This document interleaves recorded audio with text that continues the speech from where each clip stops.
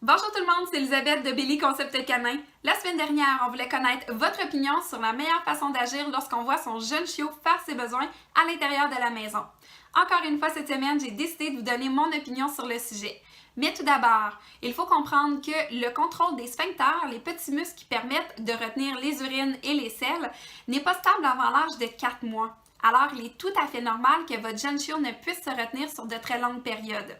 Mais si on voit son chiot faire ses besoins devant soi dans la maison, est-ce qu'on le punit ou pas? La réponse c'est non, on ne punit pas son jeune chien parce que ça pourrait engendrer des effets secondaires néfastes. Par exemple, votre chiot pourrait apprendre que s'il fait ses besoins à côté de vous, ça l'entraîne votre colère et votre frustration. Évidemment, on ne veut pas que votre chien ait peur de faire ses besoins à côté de vous parce que quand on va marcher en laisse à l'extérieur avec lui, on est constamment à côté de lui et on veut qu'il puisse faire ses besoins justement en marchant en laisse. Également, si on punit son chien qui fait ses besoins devant nous, ça peut engendrer des comportements de peur et de fuite. Alors, votre chien pourrait se cacher la prochaine fois pour faire ses besoins, par exemple, en arrière du divan. Il pourrait même aussi manger ses excréments pour les dissimuler. J'ai écrit un article la semaine dernière sur ce sujet, les chiens qui mangent leurs excréments. Je vous invite à lire si vous êtes intéressé à mieux comprendre ce comportement-là.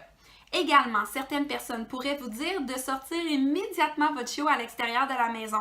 C'est pas nécessairement quelque chose que je vais vous recommander parce que votre chien préfère l'association de lorsque je fais mes besoins à l'intérieur de la maison, ça donne que je vais à l'extérieur de la maison par la suite. Alors, si j'ai envie d'aller à l'extérieur, je n'ai qu'à faire mes besoins à l'intérieur de la maison. Donc, la meilleure attitude à adopter si votre chiot fait ses besoins devant vous à l'intérieur de la maison, c'est de garder votre calme, de rester neutre, d'être plus vigilant pour la prochaine fois et de bien nettoyer les dégâts avec un produit qui vient neutraliser les odeurs. Parce que l'urine du chien contient du chlore et de l'ammoniac, utiliser des produits ménagers comme du Hertel et du Windex qui contiennent eux aussi de l'ammoniac peut venir amplifier l'odeur d'urine, ce qui devient un bon indicateur pour votre chien ou faire ses besoins pour la prochaine fois. Une petite recette toute simple qu'on a des ingrédients à la maison, c'est d'utiliser la même quantité d'eau et de vinaigre avec une petite cuillerée à thé de savon à lessive tout simplement et ça vient bien neutraliser les odeurs d'urine. Aussi, je vous donne mes petites recommandations pour l'apprentissage de la propreté. Tout d'abord, c'est important d'être vigilant, anticiper les besoins de votre chien. Sortez-le aux 45 minutes si nécessaire lorsqu'il est éveillé.